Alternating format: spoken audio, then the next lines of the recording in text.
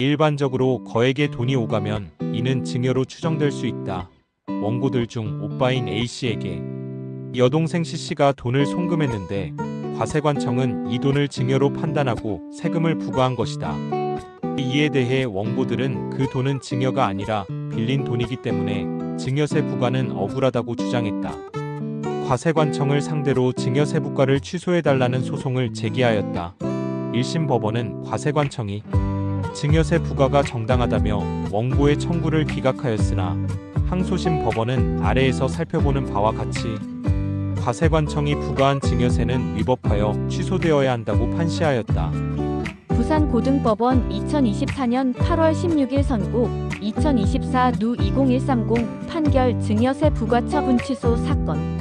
우선 법원은 조세 부과 처분 취소 소송의 구체적인 소송 과정에서 경험칙에 비추어 과세 요건 사실이 추정되는 사실이 밝혀진 경우에는 과세 처분의 위법성을 다투는 납세 의무자가 문제된 사실이 경험칙을 적용하기에 적절하지 아니하다거나 해당 사건에서 그와 같은 경험칙의 적용을 배제하여야 할 만한 특별한 사정이 있다는 점 등을 증명하여야 하지만 그와 같은 경험칙이 인정되지 아니하는 경우에는 원칙으로 돌아가 과세 요건 사실에 관하여 과세관청이 증명하여야 한다.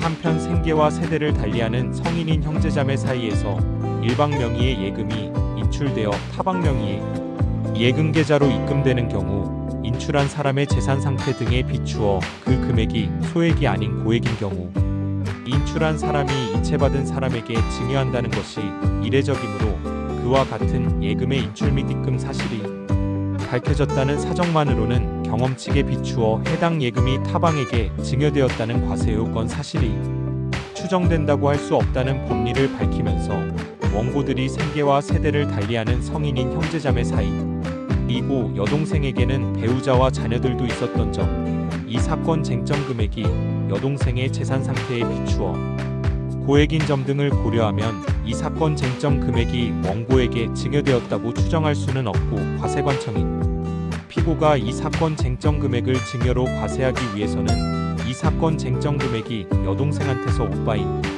원고에게 무상으로 이전되었다는 사실을 증명하여야 한다고 판시하였다.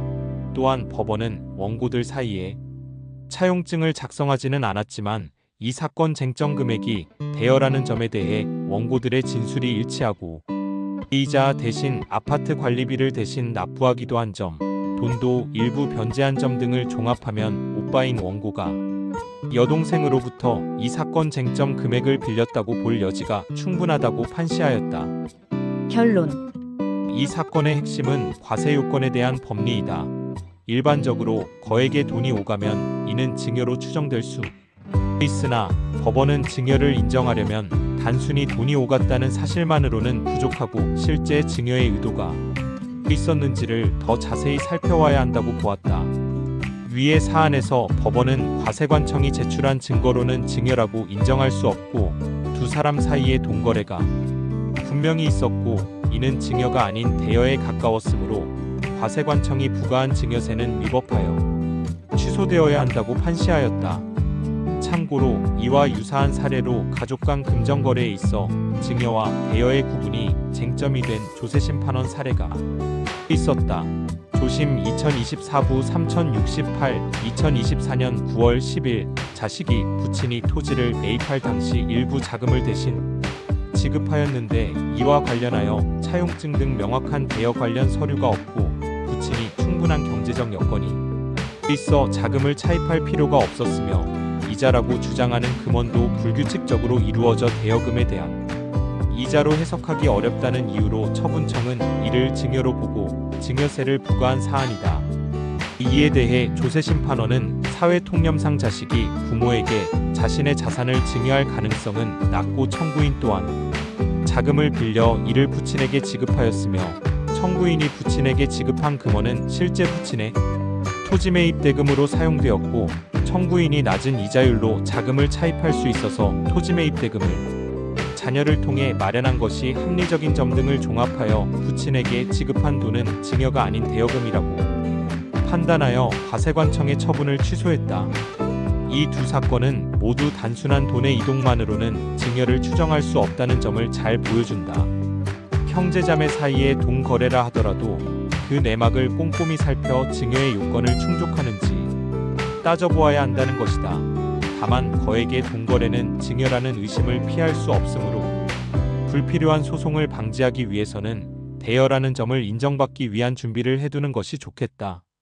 대여라고 인정받기 위해서는 당연히 실제로 돈을 빌려주어야 하고 이는 언제 돈을 갚을 것인지 변제기를 정하면서 적정한 이자도 주고받아야 한다는 것이다. 그리고 이와 같은 내용을 기재한 차용증을 작성하고 차용증 작성 시기 등을 입증하는 데 어려움이 없도록 공증 등을 받아두는 것도 신뢰도를 높이는 데 도움이 될 것이다.